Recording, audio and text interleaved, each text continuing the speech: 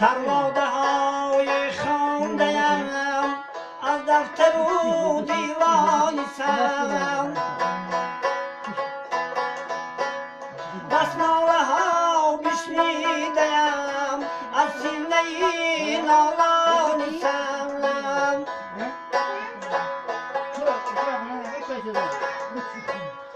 من مادر و غمهاش را چون با فیغان دادم به خواب در لحظه بی مادری سرمانده در بالای سم سمع خونزور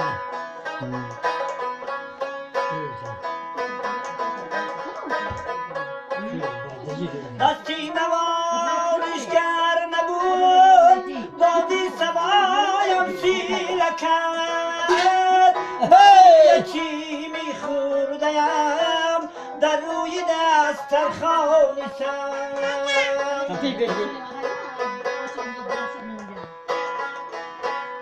نانی یکی میخوردیم در روی دسترخوان سم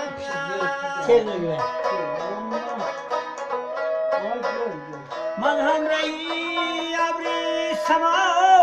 بسیارها بگریستم تا که نخوش کردم گلی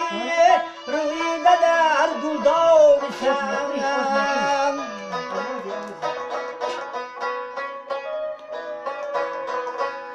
تا که نخوش کردم گلی روی در گلدان سم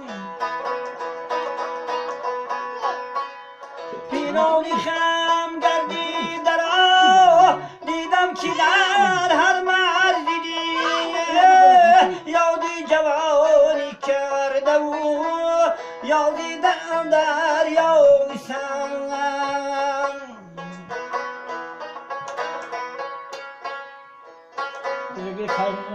دستی نوازشگر نبود بادی سبایم سیره کرد نانی یکی میخوردیم در روی دسترخوان سم